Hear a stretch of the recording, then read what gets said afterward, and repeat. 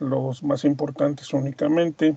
Dentro de lo que son algunas capas de la corteza terrestre, veíamos los hidrófilos, los calcófilos, los que más nos interesaban debido a que se encuentran dentro de lo que es la superficie, dentro de la corteza terrestre, los atmófilos, que eran la parte que se respira, y los biófilos, que son la composición de los organismos que están también viviendo en la superficie terrestre.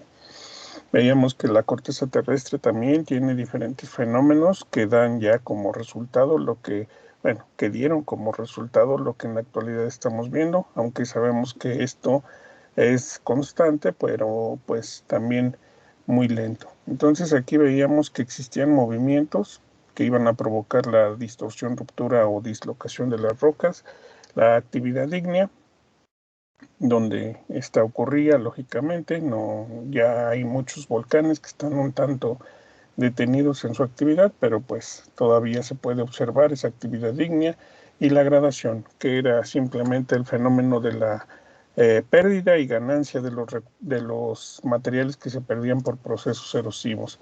Veíamos los diferentes, la definición de roca, veíamos cómo era definida como un agregado de dos o más minerales, ¿sí? Y que íbamos a tener entonces tres tipos de roca diferentes. Las rocas ígneas, las sedimentarias y las metamórficas. Veíamos también el ciclo de las rocas, podemos observar que la roca todo inicia a través del magma o la lava, ¿sí? En ambos casos puede ocurrir los mismos fenómenos. Puede irse esta roca, una vez consolidada, puede irse a lo que es el proceso de formación de una metamórfica y de ahí incluso pasar a ser una roca sedimentaria. O podríamos también considerar que la roca ígnea o magmática se va a ir por la parte de la erosión, se iba a erosionar, se iban a acumular todos sus materiales erosionados y posteriormente formar a través de la diagénesis una roca sedimentaria completamente nueva.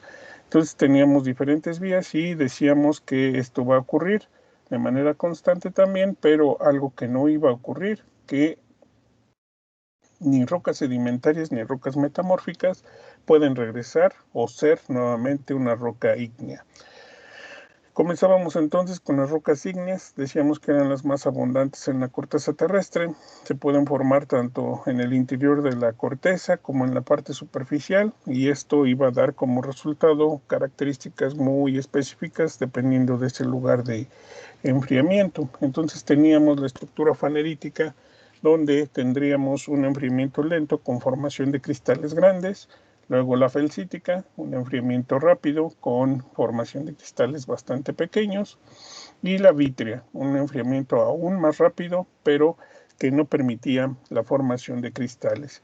Y finalmente la estructura porfírica, donde tendríamos los dos tipos de enfriamiento, tanto rápido como lento, por lo que nosotros podríamos observar tanto cristales grandes como cristales muy pequeños. También hablábamos de lo que era la clasificación química, que eran las rocas ácidas de más de 65% de silicio y las rocas básicas con más de 50%. Existen otras clasificaciones que son las rocas neutras, donde ese contenido de silicio es todavía menor, aproximadamente del 30%, y en el caso de que la roca de plano no tuviera presencia del elemento, pues estaríamos hablando entonces de rocas extremadamente básicas. Estas rocas se dividían también en tres, ¿sí? A partir del lugar de formación. Entonces tendríamos las rocas plutónicas que se forman en lo que es en el interior de la corteza terrestre, las efusivas, todo el material magmático que es expulsado, en este caso ya como lava, se enfría en la superficie, que serían entonces las que se enfrían de manera más rápida, y las filonianas que tienen un proceso de enfriamiento intermedio. Y veíamos cómo era muy relacionado con la anterior clasificación. Las plutónicas, por enfriarse dentro de la corteza terrestre, que es más lento, iban a tener cristales mucho más grandes. Estos, como mencionábamos también en la anterior clasificación, son cristales completamente caóticos, no llevan un orden, son completamente densas, no tienen oquedades, ¿sí? Y su proceso de meteorización, es decir, para el proceso de formación del suelo, es realmente muy lento, ¿sí? Muy lento porque los cristales son muy, muy difíciles de meteorizar. Luego teníamos las filonianas, también estas iban a estar consideradas en un enfriamiento intermedio entre lento y posteriormente rápido, lo que iba a dar origen a los diferentes cristales grandes y la masa que se veía de fondo. Entonces ahí teníamos esa condición y mencionábamos que por cada plutónica y efusiva siempre va a existir una filoniana. Y finalmente las efusivas, todo lo que es el material que sale expulsado del cono volcánico, en este caso la lava, al momento de estar saliendo y estar moviéndose en la superficie, pues tenía la posibilidad entonces de tener impacto de las condiciones climáticas, específicamente el viento, incluso el agua, en algunas ocasiones cuando los volcanes están muy cercanos a cuerpos de agua, ¿sí? Entonces esto iba a provocar que se presentaran características también muy propias de este tipo de rocas, que son en este caso la porosidad, la y la forma riolítica, es decir, que pareciera que esos poros tienen una misma dirección, la mayoría, que en realidad así es, todos tienen una misma dirección de forma común y por lo tanto a este tipo de estructura se le iba a considerar como una estructura riolítica o fluidal. También podríamos tener otro tipo de estructuras como la estructura columnar. Entonces, con esto llegábamos al final de las rocas ígneas y ahora entramos a lo que son las rocas sedimentarias. Las rocas sedimentarias, como ya lo vimos dentro de lo que es el ciclo, van a tener un proceso de formación a partir de lo que son materiales lógicamente ya presentes. Sabemos que muchos de estos materiales, al tener impacto por todos estos factores de formación, todos lo que son las condiciones climáticas específicamente, para que quede un poquito más claro, nos iban a provocar que estos materiales ya existentes pues tuvieran su proceso de meteorización.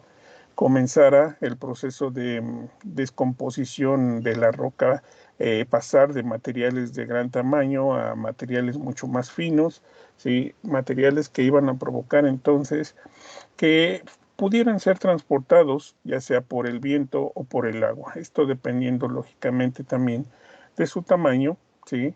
En el caso del viento, pues sí es muy importante que se tengan tamaños de partículas lo suficientemente pequeños para que puedan ser levantados por los mismos. O en el caso de el agua, pues sí, también hay una influencia, pero también debemos considerar la fuerza que deben tener estos dos componentes, tanto el viento como el agua, para que provoquen ese movimiento de esas partículas. Entonces, como tenemos que estas partículas, como que estos materiales rocosos se van a ir fragmentando, como ya se ha visto, y en este caso por cuestiones del clima, vamos a tener que muchos de esos materiales entonces se van a mover. En ese caso estaríamos hablando de lo que son los sedimentos mecánicos, ¿sí? Estos sedimentos mecánicos se le llama de esa manera, por eso que les mencionaba, que simple y sencillamente la roca va a pasar de un material de gran volumen a materiales mucho más pequeños y posteriormente pueden ser transportados a través de ese proceso de erosión. También podemos tener o podemos hablar de lo que son los sedimentos químicos. Este caso es muy diferente al anterior debido a que aquí hacemos referencia a lo que son los diferentes materiales que componen, o los minerales, mejor dicho, los elementos que componen a los minerales. Algunos de estos elementos tienen la característica de ser completamente solubles. Entonces, cuando se presenta una condición de humedad realmente grande, eh, o está circulando de manera constante el agua, provocamos que muchos de estos elementos que están en esa composición mineralógica y que son sumamente solubles, pues se vayan perdiendo poco a poco. Estos materiales entonces se van a ir moviendo a capas inferiores, ¿sí? Sabemos, ya hemos visto algunas condiciones características de los diferentes horizontes y sabemos que muchos de ellos permiten el movimiento del agua sin ningún problema. Entonces, a través de este movimiento se van a ir acumulando en diferentes puntos. Creo que una forma muy sencilla de reconocer este fenómeno, ¿sí? Es a través de lo que son las llamadas estalactitas o estalagmitas. Estas se encuentran en las grutas, ¿sí? No sé si las conozcan, pero esto no es más que un movimiento de sedimentos químicos.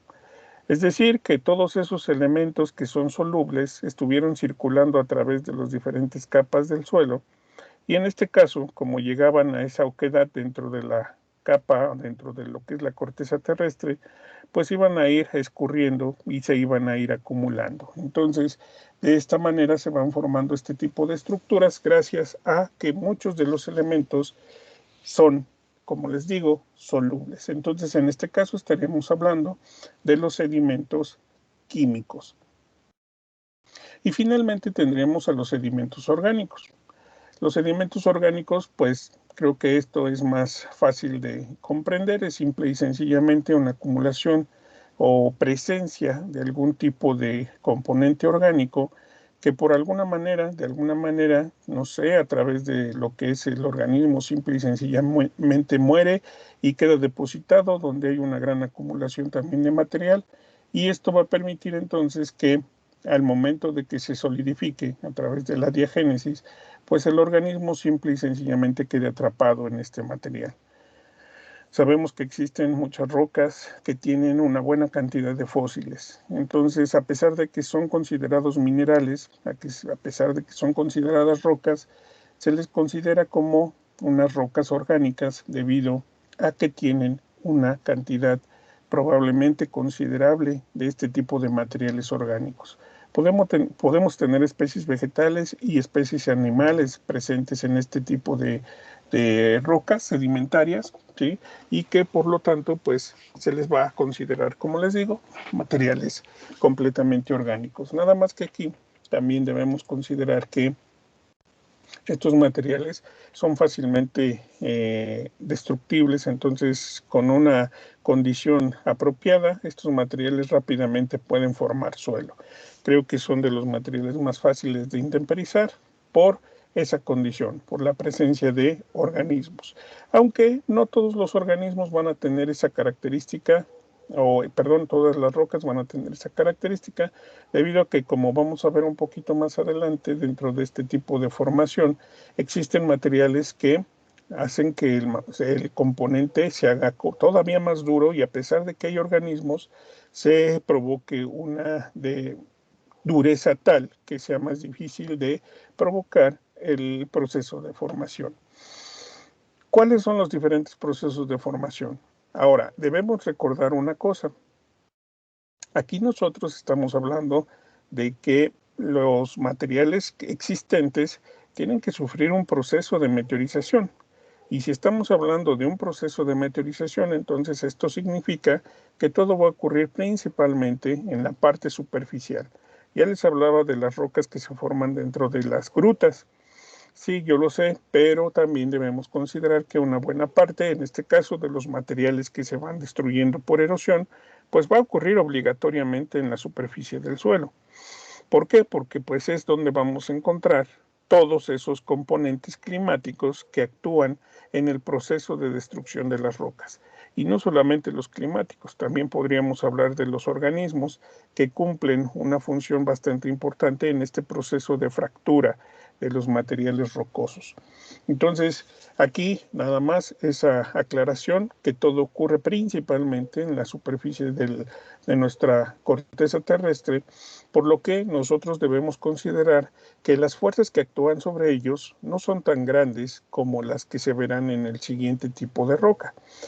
Aquí nosotros vamos a tener simplemente un proceso de compactación, ¿sí?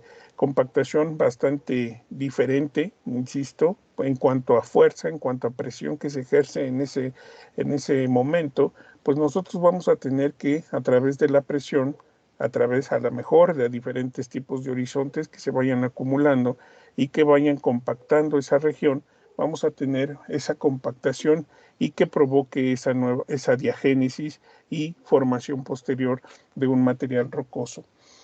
Podemos tener también un proceso de cementación. Aquí tenemos obligatoriamente que tener dos componentes. Ya tenemos ahí, en este caso, el agua, pero también debemos tener un componente que es el cementante. El cementante va a ser un material que se encargue de endurecer todos esos sedimentos que están sueltos, ¿sí? Y todo esto tiene que ocurrir obligatoriamente en condiciones de humedad. Imaginémonos el cemento que utilizamos para lo que es la construcción. Cuando está seco es un polvo, ¿sí? En algunos momentos podemos observar que las bolsas o sacos de cemento se endurecen, pero debido a que hay una humedad ambiental bastante elevada. Entonces es obligatorio que exista humedad. ¿Para qué? Para que este material se active y entonces provoque un proceso de compactación y se endurezca formando un material completamente consolidado. Es lo mismo que ocurre entonces en la naturaleza. Nosotros vamos a tener la presencia de agua y de un cementante. ¿Cuáles pueden ser los cementantes? Los cementantes pueden ser materiales o elementos como el carbonato de calcio, ¿sí? Cementantes como el yeso, que es sulfato de calcio. Otro cementante puede ser la arcilla. La arcilla también tiene la capacidad entonces de provocar un endurecimiento tal que nos dio como origen un material rocoso bien consolidado, pero como ya les mencionaba, un tanto débil. El proceso de la recristalización también es muy importante y en este caso estaríamos hablando de lo que son los sedimentos químicos. Como ya les mencionaba, el agua va a ir arrastrando todos esos materiales y una vez que se encuentren en una condición donde ya no tengan que seguir moviéndose, pues simplemente se van a acumular y se van a recristalizar. Se van a formar nuevamente materiales consolidados por acumulación de este tipo de elementos que dan origen, como les digo, a rocas sedimentarias que se forman en el interior de lo que son las grutas o cuevas que nosotros podemos encontrar. Entonces aquí tenemos ese proceso de recristalización, pasan de estar solubilizados en agua a cristalizarse nuevamente en un ambiente ya con deficiencia también de este elemento.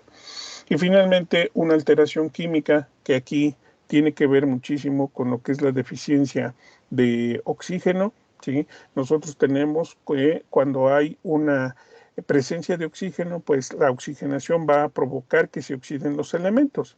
Entonces esto no nos permitiría completamente una cementación, un endurecimiento. Tiene que haber un proceso de reducción con ausencia entonces de oxígeno.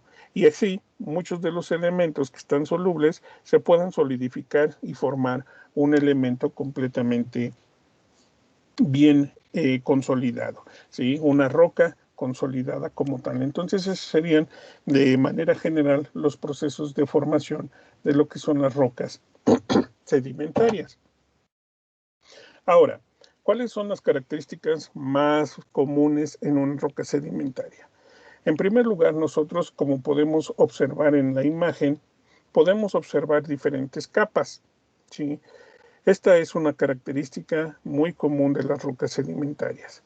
Como yo les decía, por ejemplo, en este caso de esas capas se forman principalmente cuando se está ejerciendo algún tipo de presión. Entonces tenemos material que se acumula, tenemos más material y así de esta manera, de forma completamente sucesiva, tenemos una ganancia constante y un endurecimiento constante, provocando entonces que no se forme una sola roca completamente consolidada, sino que se vaya formando por partes, provocando que se formen estas diferentes capas, ¿sí? Hojas que son de diferentes tamaños, de diferentes grosores, dependiendo de la cantidad de material que se vaya acumulando. Entonces aquí tendríamos ese tipo de características que están estratificadas, es decir, que tengan diferentes capas en su composición. Otra característica es que tengan una muy buena abundancia de fósiles. Como ya les mencionaba, muchos de estos tipos de rocas se formaron hace un buen tiempo, cuando había suficiente cantidad de material orgánico y sedimentos, pues estos quedaban atrapados en su composición. Por lo tanto, todos aquellos materiales rocosos que tuvieran un fósil, pues iban a ser considerados como rocas sedimentarias orgánicas. Entonces, esa sería otra característica, la presencia de los fósiles. Como nosotros podemos observar aquí en esta imagen, y como les mencioné, de que se van acumulando diferentes materiales y se van compactando durante un proceso de acumulación y cementación, podemos notar también en esta imagen que la pendiente es sumamente escarpada. Si ustedes observan, aquí tenemos en la parte superior, en la esquina superior derecha, podemos observar la vegetación y podemos notar que tenemos una pendiente completamente vertical, podría decirse. Sí hay una ligera inclinación, pero podría considerarse completamente vertical.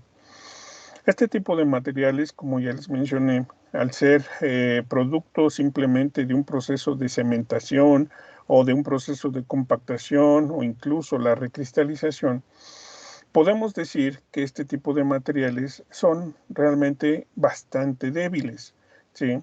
Fácilmente se meteorizan, fácilmente son erosionados. Entonces ustedes pueden notar cómo se pueden formar con facilidad pendientes, como les digo, completamente verticales. No hay una pendiente pareja o suave, como se le conoce comúnmente, una pendiente suave, sino que son cortes completamente debido a ese proceso de erosión, debido a esa facilidad que tiene este material para erosionarse. Entonces, este tipo de materiales comúnmente forman condiciones o paisajes escarpados, ¿sí? Aquí tenemos algunas características de clasificación, ¿sí? Y podemos comenzar con lo que son las rocas. Ay, perdón, me voy a salir de la presentación y ahorita entro nuevamente para que haga más grandes las imágenes.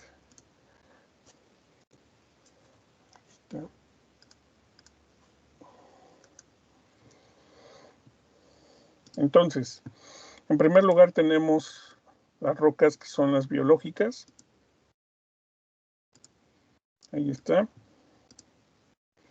Tenemos las biológicas. Podemos observar entonces cómo en el caso de este tipo de roca se acumuló tanto material mineral, que es eso que se ve, bueno, aquí la foto tiene mala calidad, pero todo esto que se ve como consolidado, ¿sí? Que no es esta huella que nos deja aquí el material vegetal, que en este caso son helechos, sería entonces nuestro tipo de roca orgánica, ¿sí?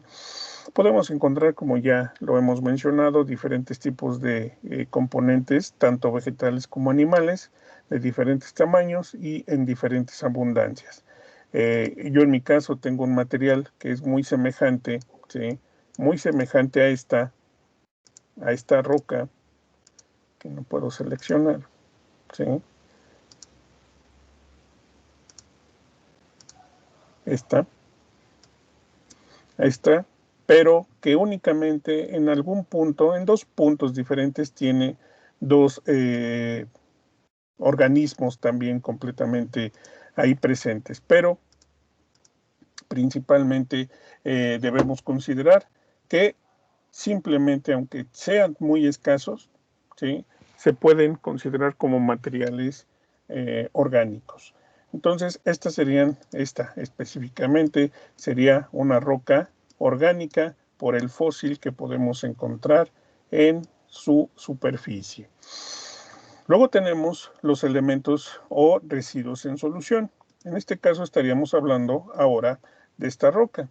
Aquí nosotros podemos observar que es un material de partículas bastante finas, ¿sí? ¿Qué significa?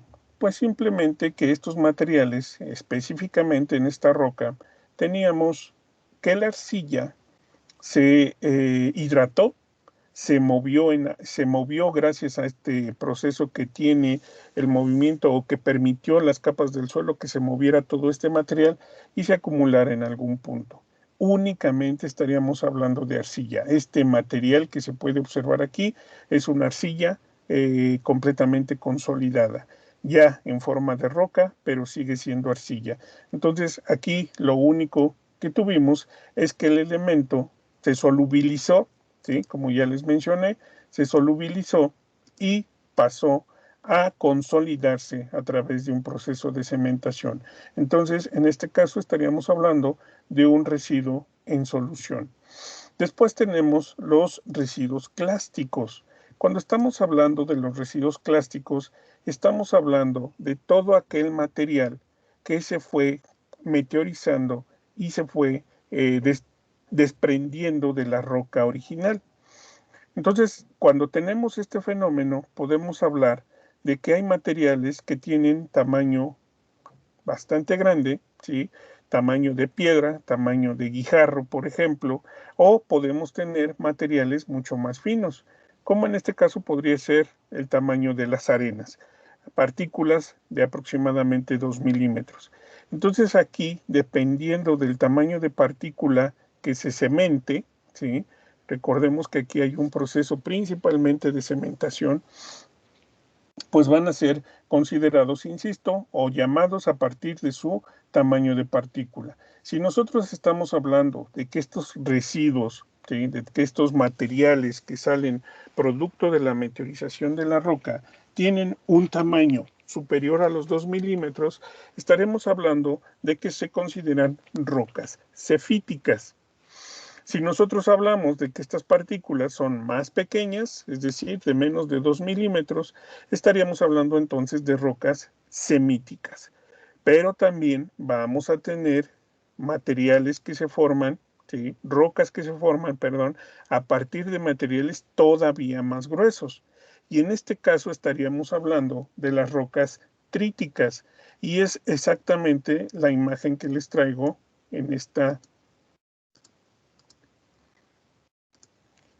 presentación, donde podemos ver cómo hay una buena cantidad de material bastante grueso, ¿sí?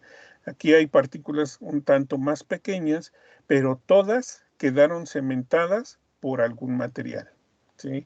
No existe ningún cambio, no hay una modificación en la mineralogía. Únicamente tenemos un proceso de cementación. Todos estos materiales gruesos, ¿sí? Todo ese material grueso que se puede observar y todo el material grueso que no está consolidado o que podemos encontrar, bueno, ustedes de una manera muy sencilla, muy simple, si ustedes observan cuando llevan, por ejemplo, cuando encuentran en una construcción una acumulación de grava, ¿sí? Se le conoce como grava por el tamaño de partícula. Pero si estuviéramos hablando ya mineralógicamente, estaríamos hablando que eso es una acumulación de detritos, ¿sí? Que no es más que partículas de menor tamaño que pertenecían a una roca de mayor tamaño. Entonces, esos son, insisto, detritos. Otra forma de identificarlos es con el nombre de regolito, ¿sí? Son términos técnicos, insisto, pero que sería bueno que supiéramos, que manejáramos a la perfección. Entonces, si estamos hablando de material de esas características, insisto, una acumulación de materiales tipo guijarro, tipo grava, tipo piedra, en su conjunto, todos esos materiales se les considera en general como el regolito o detritos, ¿sí? Es decir, material que pertenecía o que perteneció en algún momento a una roca de mayor tamaño. Entonces, en este caso, la imagen que les muestro es precisamente de este tipo de material, de detritos, de regolito que se acumuló en un punto, que se cementó, ¿sí? Recordemos, aquí no existe ningún tipo de modificación en su mineralogía, simplemente hay algún material cementante en las tres imágenes que se pueden observar aquí. Los materiales que se acumularon simple y sencillamente se cementaron, pero estructuralmente su mineralogía permanece intacta. ¿De acuerdo? Entonces, esas serían las características generales de las rocas sedimentarias. No sé si tengan alguna duda o comentario. No. Entonces, si no tenemos dudas, vamos a finalizar con lo que son las rocas metamórficas. Aquí, como ocurre en el caso de algunos materiales, ¿sí? nosotros vamos a tener que estas rocas se van a formar a partir de otros materiales. En este caso, nosotros vamos a tener que las rocas metamórficas también se van a formar de esta manera, pero a diferencia del caso de las sedimentarias, aquí tenemos una condición diferente. Se van a formar dentro de lo que es la corteza terrestre. Es realmente muy complicado o muy difícil o imposible, incluso podríamos decir, que una roca metamórfica se encuentre o se forme en la superficie de la corteza terrestre. ¿Por qué? Porque nosotros requerimos, bueno, las rocas requieren para su formación de presión y temperatura. Pero no estamos hablando de 20, 30 o 100 grados, estamos hablando de miles de grados de temperatura y también de miles de bares de presión.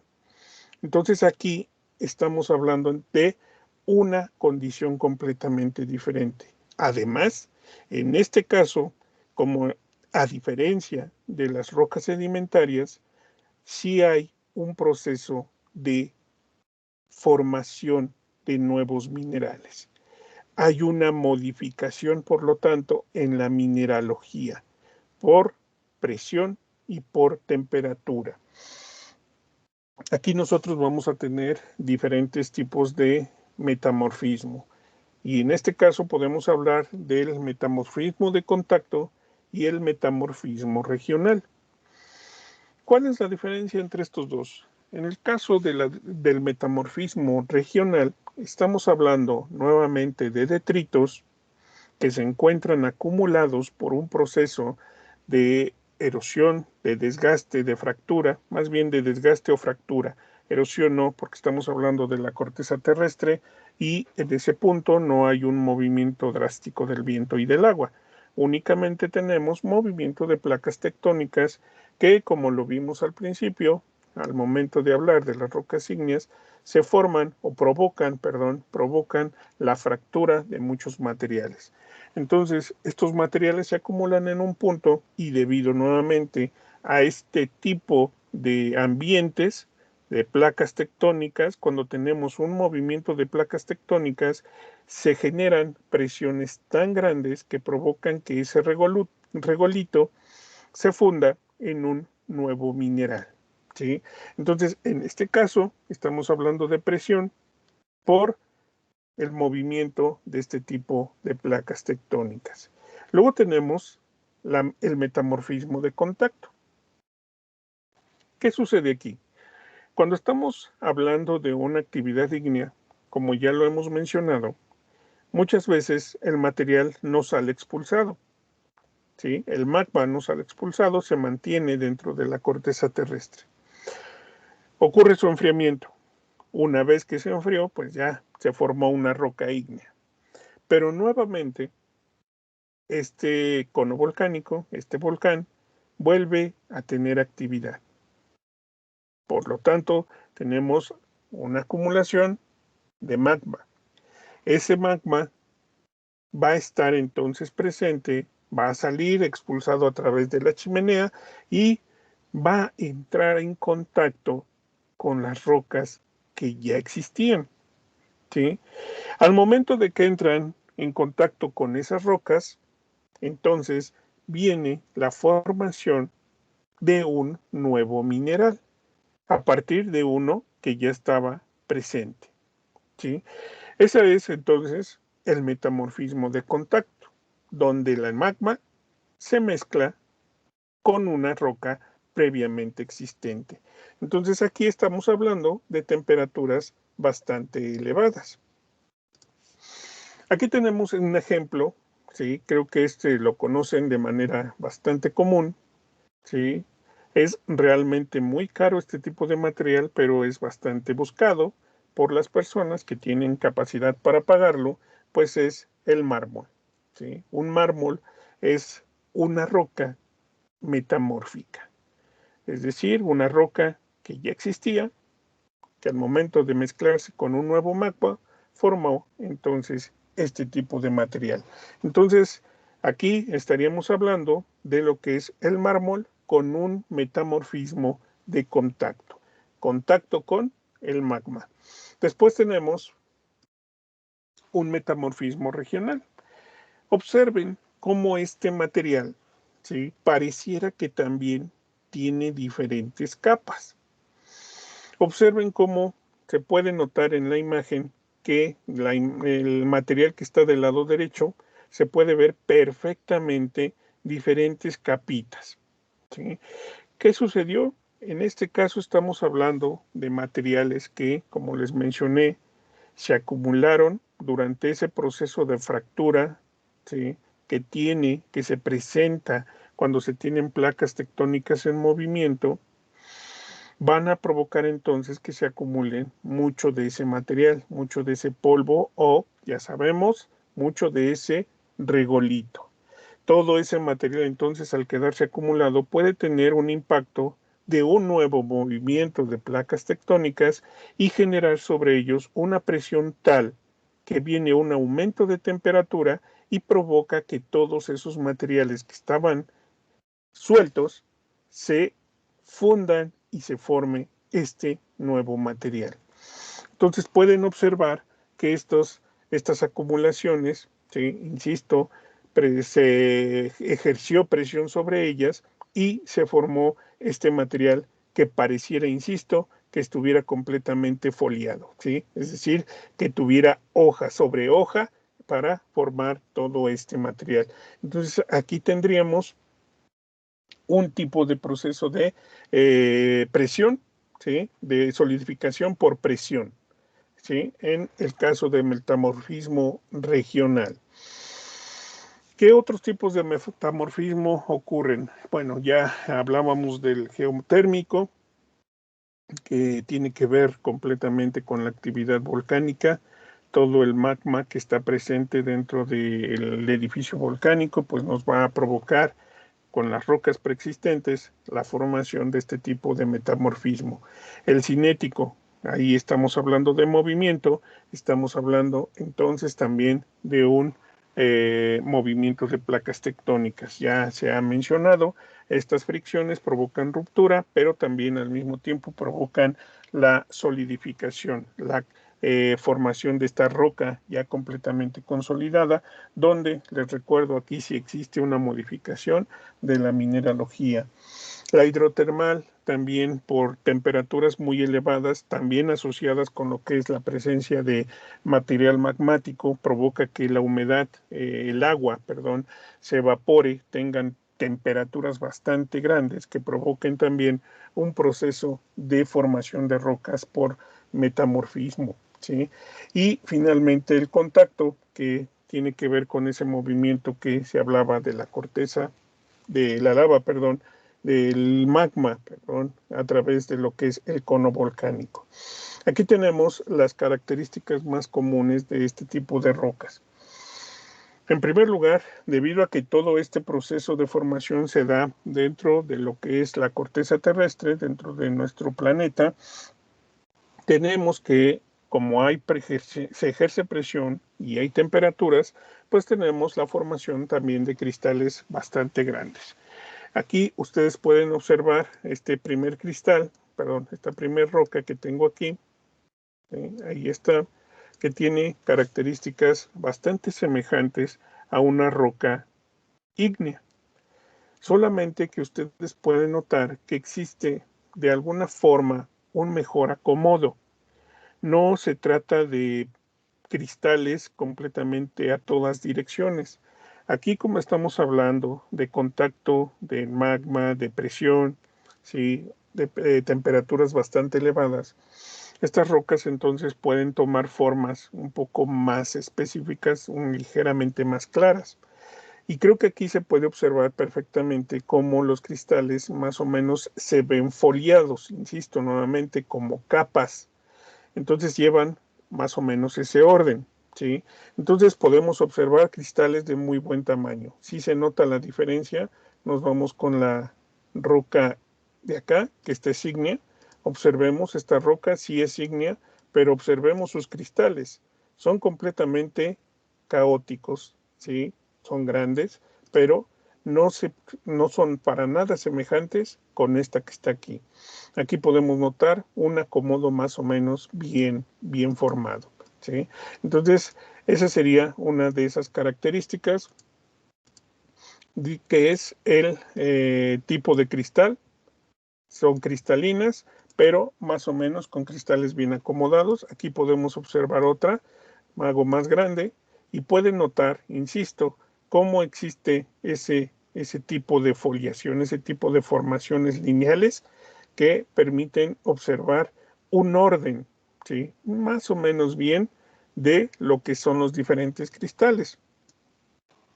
Ahora, una forma de diferenciarlo es ese orden, pero si queremos todavía corroborar más, nosotros podemos colocar nuestra roca en lo que es la luz del sol para observar los destellos o el brillo que generan estos cristales. Cuando estamos hablando de una roca metamórfica, el brillo que tienen es un brillo sedoso, es decir, no lanza ese destello, ¿sí?, que tuviera un cristal completamente brillante. Esto simplemente se ve opaco, digámoslo así, se le llama cristal, un brillo, perdón, un brillo sedoso, se le llama así, debido a que no genera esos destellos, como les digo. Si nosotros moviéramos una roca ígnea en las condiciones del sol, generaría esos pequeños destellos debido a que su brillo es mucho mayor. En el caso de las metamórficas, es, como les digo, un brillo sedoso. Tienen estructura paralela, aquí ya lo podemos observar, esas líneas que se pueden notar perfectamente. Debido a que hay presión y contacto con magma, no se forma para nada ningún tipo de hueco, no hay oquedades, es un material completamente consolidado. Estamos hablando de que se forman dentro de la corteza terrestre, dentro de las capas de la corteza terrestre, pues donde no hay realmente actividad biológica, por lo que nunca vamos a encontrar un fósil dentro de este tipo de materiales, y además son materiales con formas bastante suaves, es decir, un tanto redondeados. ¿Sí? Son materiales que no tienen filos bastante pronunciados, por lo que se les conoce como materiales de formas suaves. Y aquí, insisto, tenemos algunos ejemplos. Aquí tenemos otro, una roca completamente diferente, un poco más opaca, pero que se puede ver esa compactación, ¿sí?, y las capas que forman este material. Entonces, estas serían de forma rápida, como les comenté, no somos geólogos, no queremos terminar como expertos en rocas, pero nos da más o menos una idea de que sus procesos de formación, ¿sí?, van a dictar las características que tengan, nos van a indicar qué tan fácil es su proceso de formación de suelo, si es que quedan en algún momento en la superficie, por ejemplo, este tipo de rocas metamórficas, que ya sabemos se forman en el interior. Entonces, si en algún momento llegaran a quedar en la superficie, ¿qué tan fácil será su proceso de formación de suelo? Sabemos que las rocas ígneas son las más abundantes, entonces ya vimos también sus características, vimos que hay materiales que están completamente consolidados, materiales bastante densos, pero otros que son un tanto más porosos. Entonces, también eso va a dictar ese proceso o esa velocidad de formación del suelo. Vimos las rocas sedimentarias que por sus procesos de formación, donde no existen presiones tan altas, donde no hay temperaturas, donde no hay un material o una componente que provoque que estos materiales queden completamente consolidados y duros, pues nos da entonces una idea que este tipo de materiales pueden con facilidad formar un suelo de condiciones bastante arcillosas.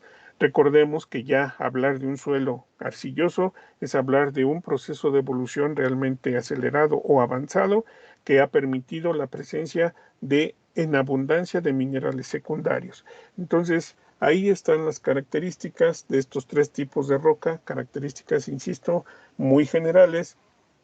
Y ahora les pido que me digan si tienen alguna duda, algún comentario al respecto.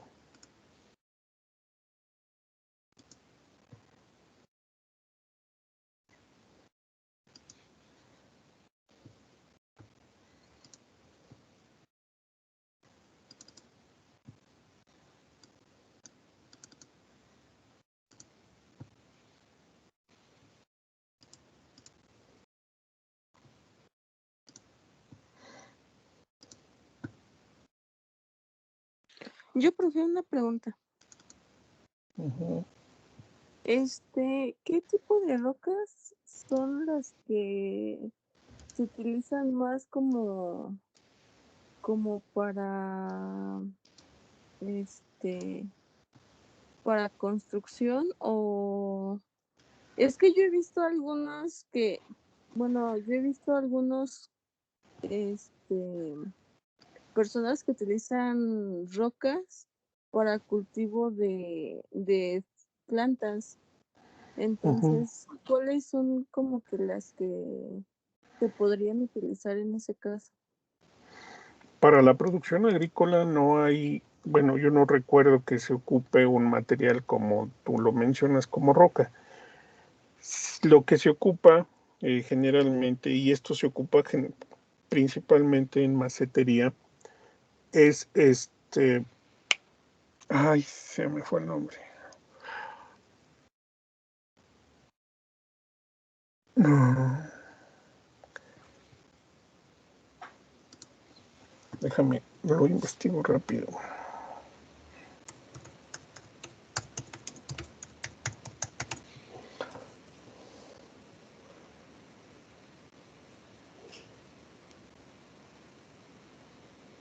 Agrolita, perdón, se me había olvidado el nombre. Agrolita. Esto parece un material producto de la destrucción de la roca, pero es un producto sintético, ¿sí? No es un material rocoso.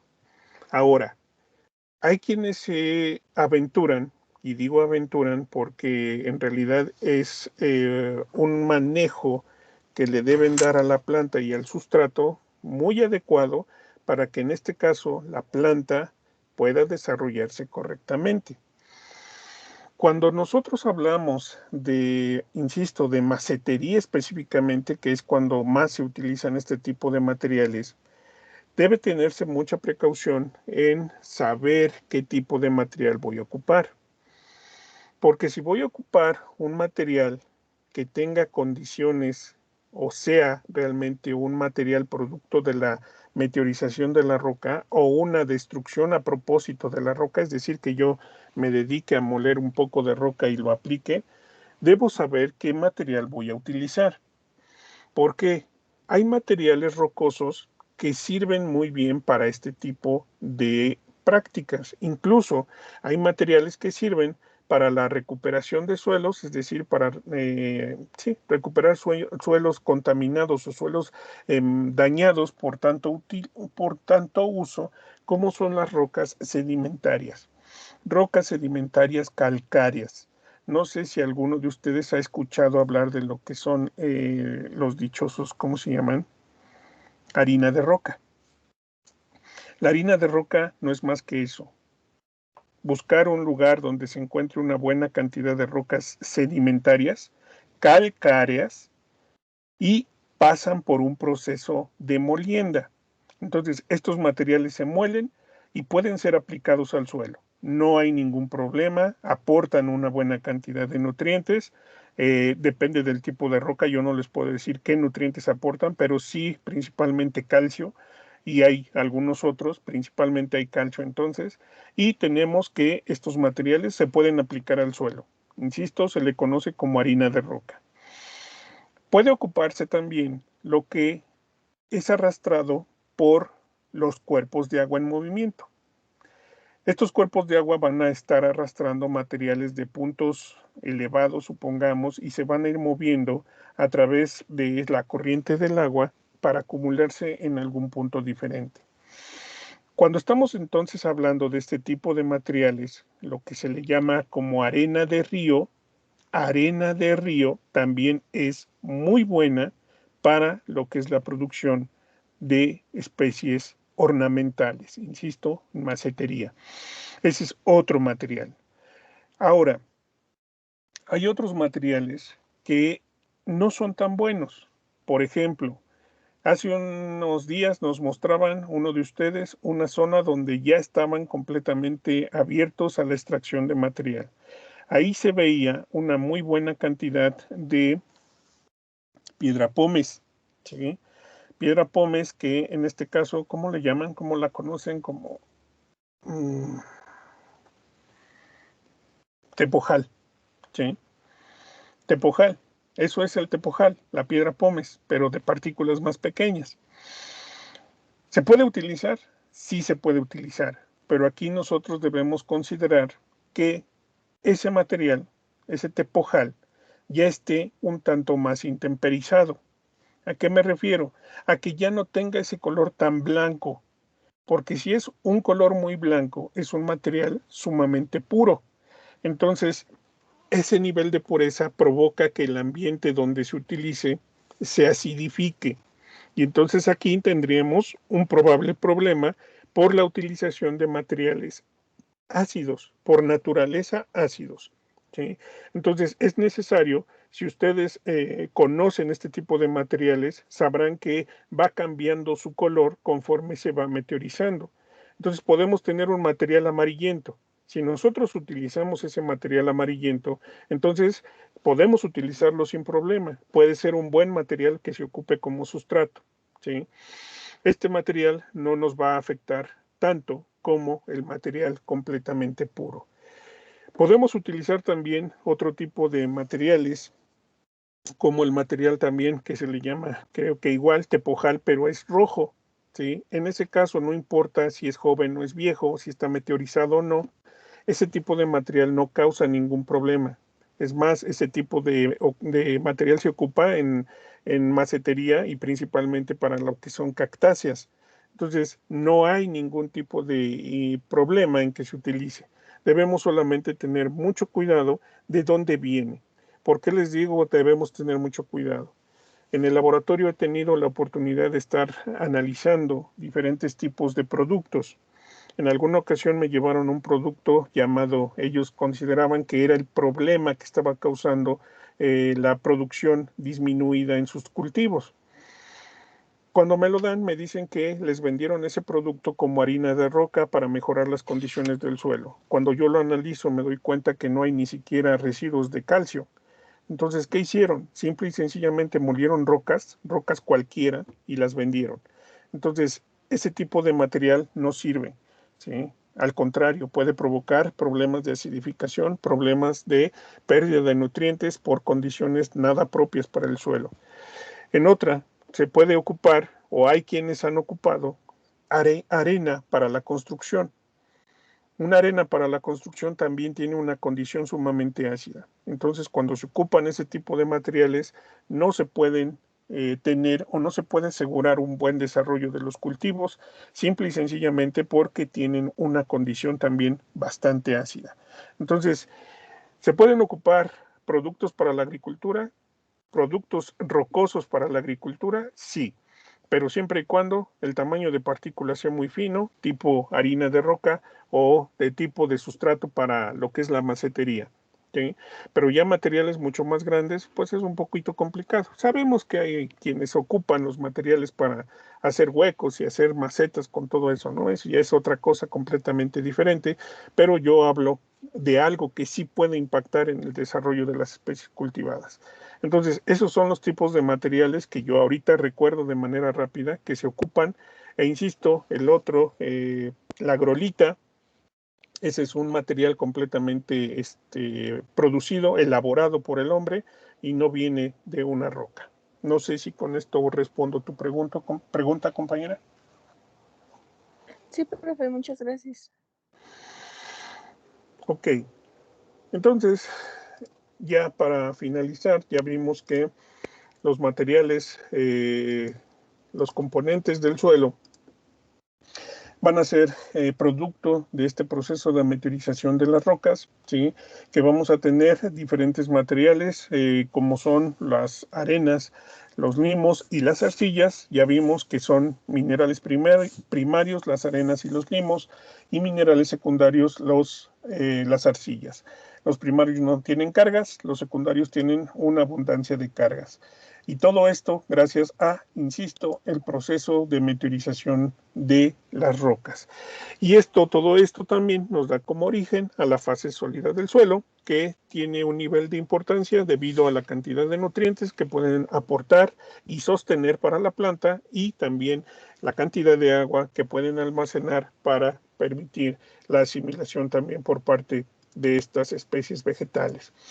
Ahora vamos a pasar de manera también muy rápida, no nos vamos a detener mucho, a lo que son los diferentes componentes de la fase líquida del suelo.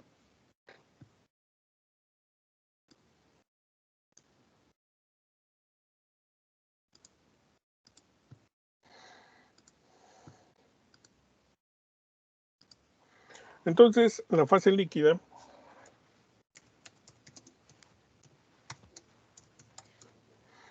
nosotros vamos a tener que esta fase es de suma importancia debido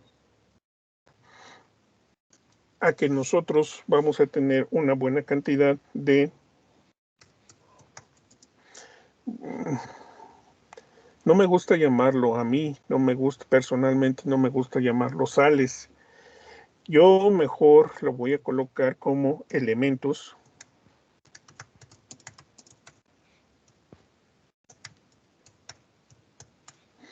Elementos en suspensión, ¿sí? ¿Qué elementos? Pues algunos que no tienen la capacidad de solubilizarse. Por lo tanto, también tenemos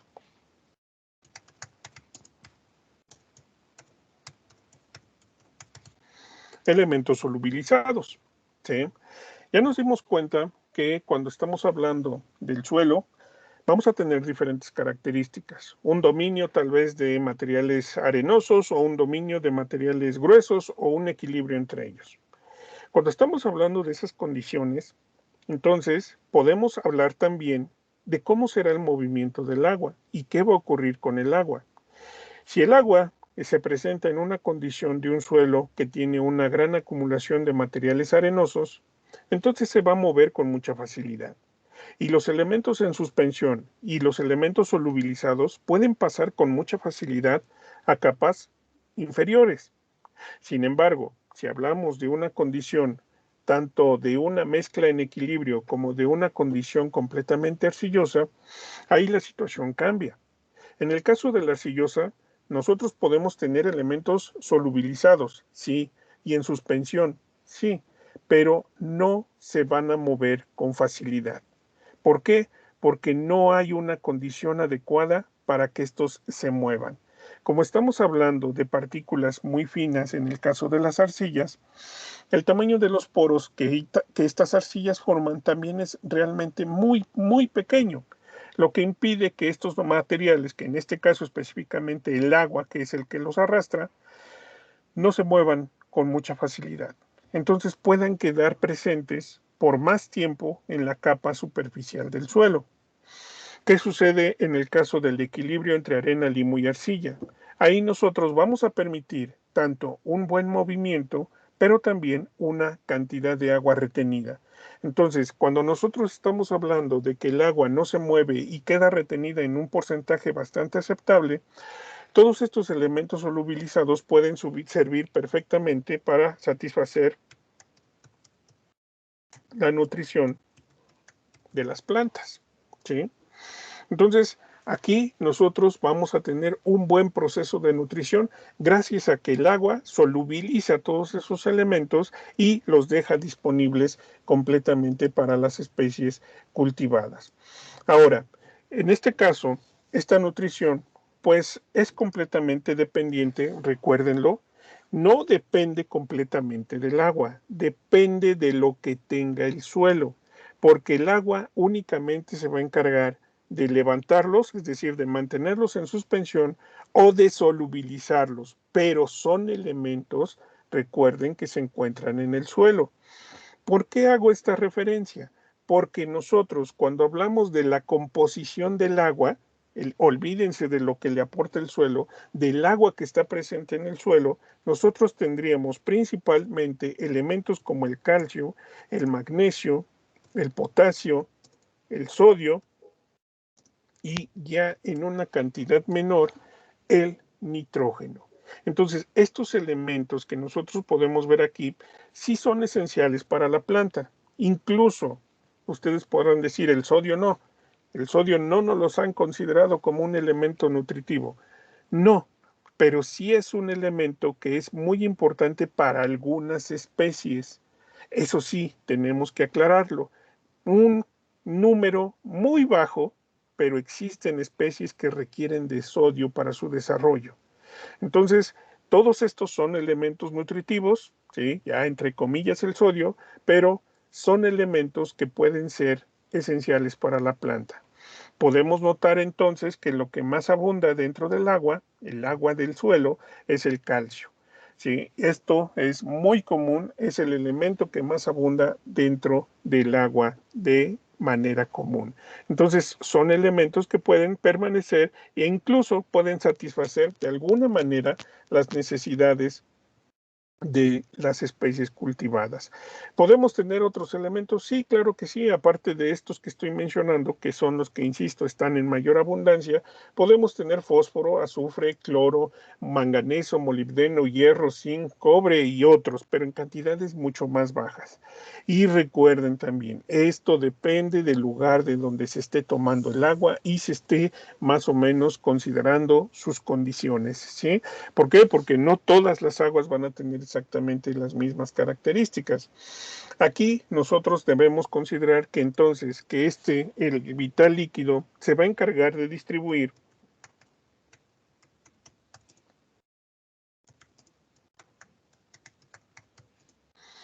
los nutrientes y principalmente cuando estamos hablando de condiciones arcillosas, los puede mover de manera horizontal. Los va a arrastrar, ¿sí? Pero únicamente en condiciones arcillosas. En condiciones arenosas, estos elementos principalmente se van a lavar, se van a perder, se van a ir a capas inferiores. Entonces, aquí nosotros debemos considerar que estos elementos pueden provocar que permanezcan, estos elementos minerales pueden permitir que permanezcan o que se pierdan según su condición. Entonces aquí esto es la parte más importante dentro de lo que es el proceso del agua en el suelo. Otra función muy importante dentro de lo que es esta agua en el suelo es en primer lugar el cambio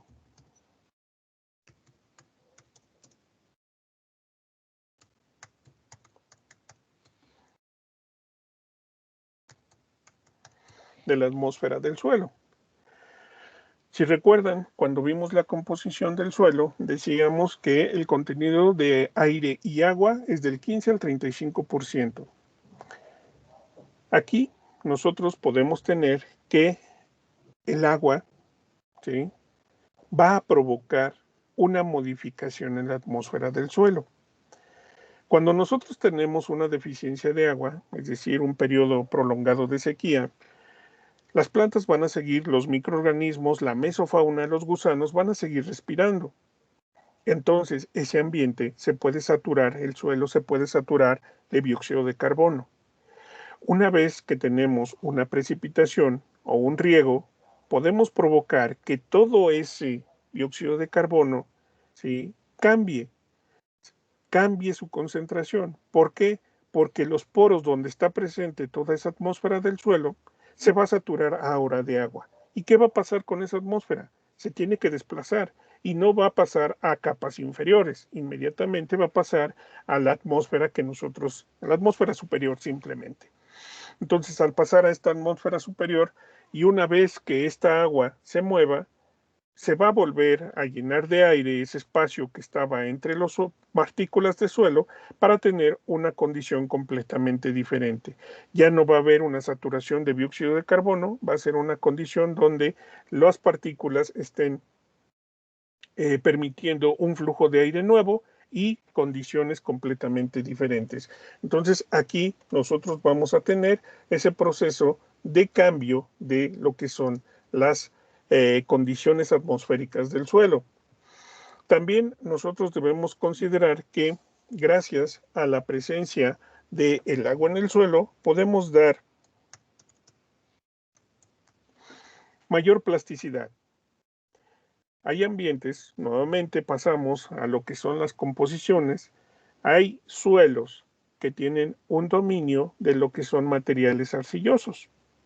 Cuando estamos hablando de un suelo con materiales arcillosos, estamos hablando de que estos suelos, cuando se secan, son muy duros, realmente muy, muy duros. Entonces, si tenemos un cultivo y este cultivo sufre problemas de sequía en algún momento del ciclo agrícola, puede provocar entonces que el sistema radicular no se desarrolle adecuadamente. Por lo tanto, es necesaria la presencia del agua para que ese suelo sea un poco más plástico, cambie esa dureza a una mejor plasticidad y entonces el desarrollo de la planta mejore, ¿sí? Entonces, en condiciones arcillosas, nuevamente, aquí le vamos a poner entre paréntesis,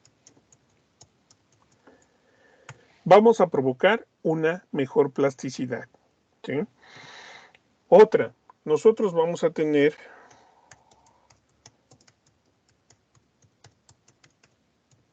un mejor proceso de descomposición. ¿De qué? En este caso estamos hablando de la materia orgánica del suelo. Cuando nosotros tenemos una muy buena cantidad de humedad, la materia orgánica se va a descomponer adecuadamente. Y aquí tenemos una consecuencia. Este proceso de descomposición en presencia de una buena cantidad de agua va a provocar la liberación de una mayor cantidad de nutrientes. Entonces, eso es un buen punto para lo que es la presencia de agua y materia orgánica. Generalmente se cometen errores en las condiciones agrícolas.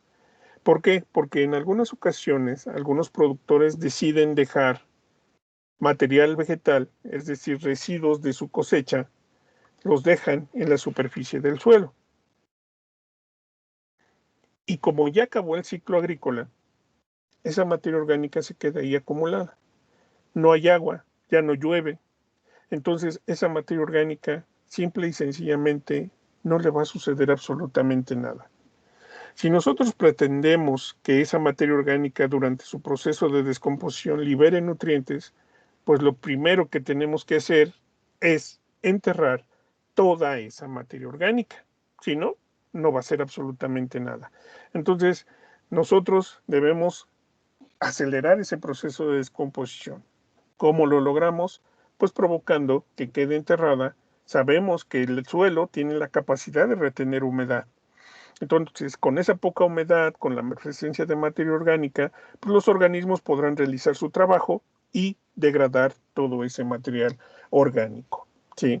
Entonces, también nos sirve para el proceso de descomposición de la materia orgánica. Y finalmente, el agua sirve como amortiguador.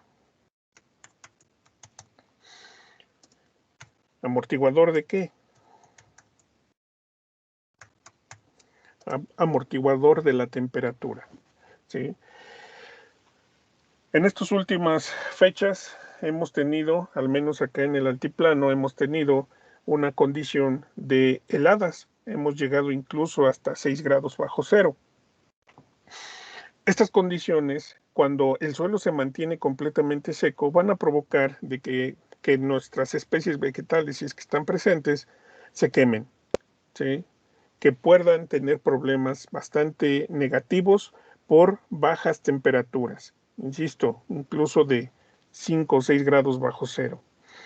Pero si nosotros tenemos el cuidado de aplicar una buena cantidad de agua, es decir, un pequeño riego a las especies cultivadas o a la maceta, por ejemplo, le aplicamos un riego, pues vamos a asegurar que esa planta, a pesar de que se lleguen a temperaturas de 1 o 0 grados, pues no le afecte absolutamente nada.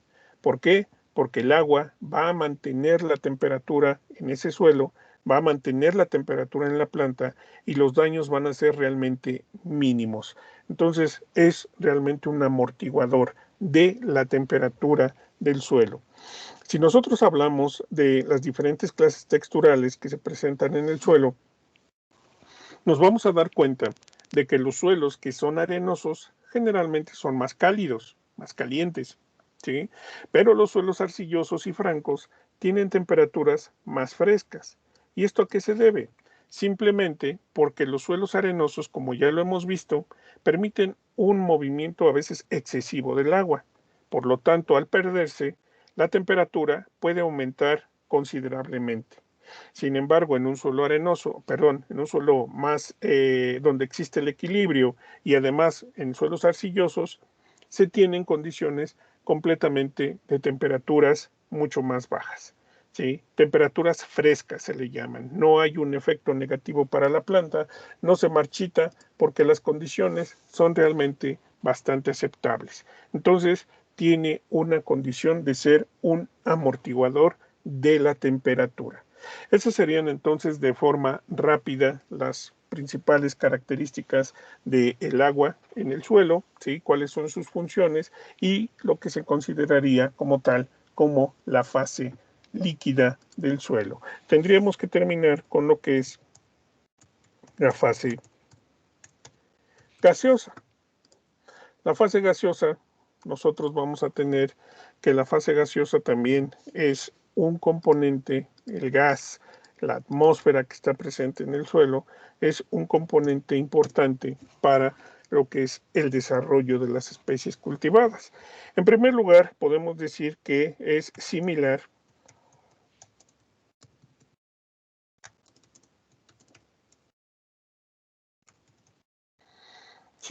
a la que respiramos, ¿sí? O lo que es la atmósfera que en la que nosotros estamos viviendo. Es completamente similar. Existe una pequeña diferencia, la abundancia de dióxido de carbono, producto de la respiración. Entonces, este dióxido de carbono es la única diferencia. Nosotros vamos a tener una mayor abundancia de este gas dentro de lo que es la atmósfera del suelo. Y todo, insisto, por el proceso respiratorio tanto de especies vegetales, de microorganismos y de mesofauna. ¿Sí? Todos estos están respirando. Tenemos un proceso de descomposición de materia orgánica, por lo tanto, hay una mayor liberación de este elemento, ¿sí?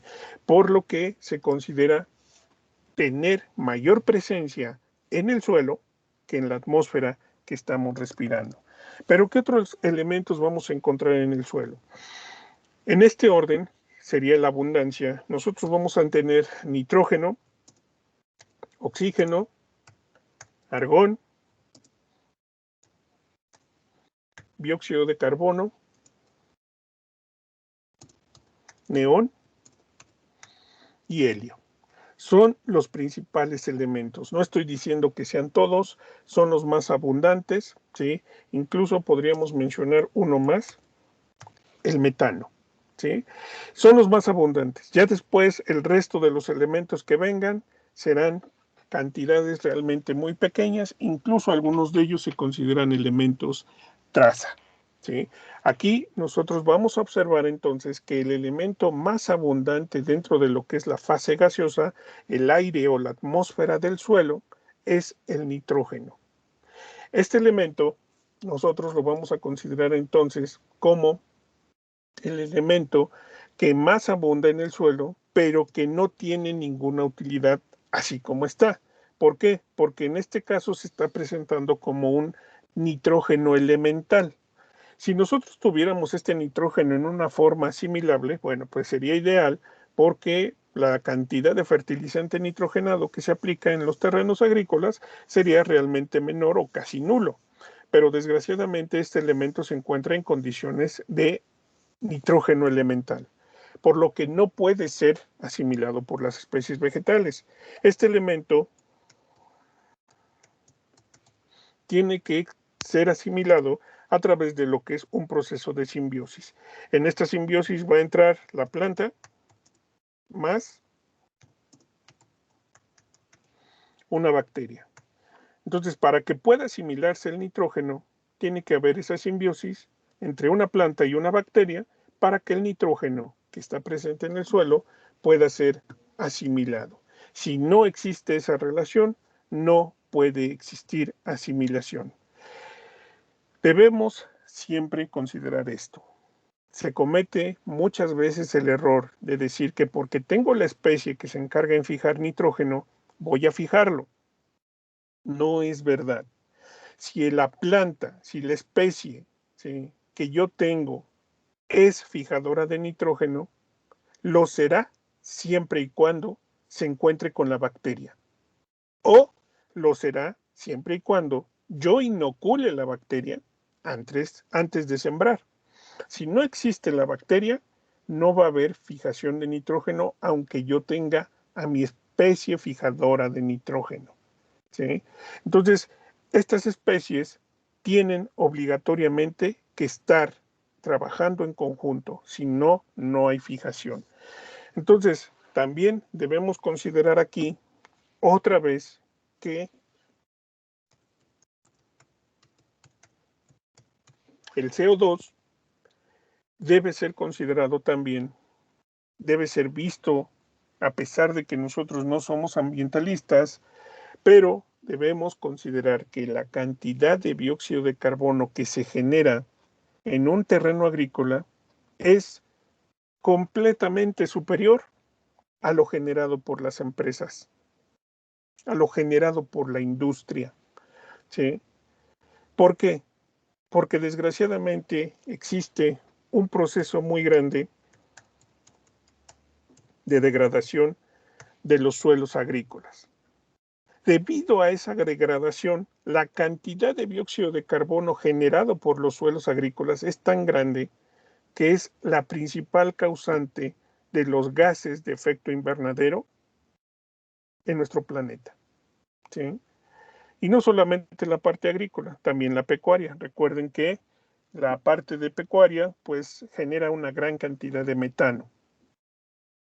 Entonces, esto también debe ser considerado debido a que puede provocar daños bastante graves a la atmósfera. Entonces, estas son las principales características. No vamos a entrar más en detalle, son solamente considerar esa similitud con lo que nosotros en este momento estamos respirando. La diferencia es una mayor concentración de dióxido de carbono que podemos considerar un elemento como el nitrógeno para mejorar la nutrición de las plantas a través de procesos de simbiosis y mejorar la generación de dióxido de carbono, mejorando las condiciones del suelo. De esta manera, nosotros terminaríamos esta parte de lo que son las fases del suelo. No sé si tengan alguna duda, algún comentario sobre esto.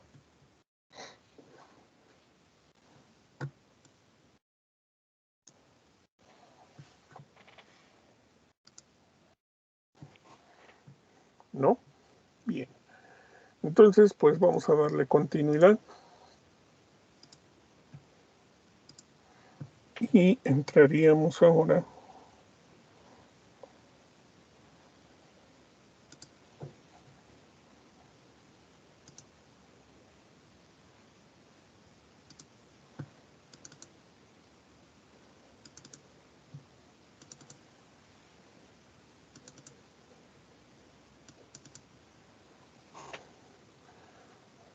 creo que teníamos una tarea, ¿verdad?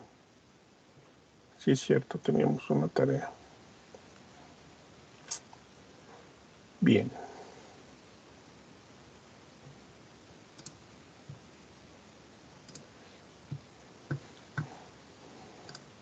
Bueno, vamos a revisar rápido la tarea. Vamos a hacer esto muy rápido. Voy a detener la grabación.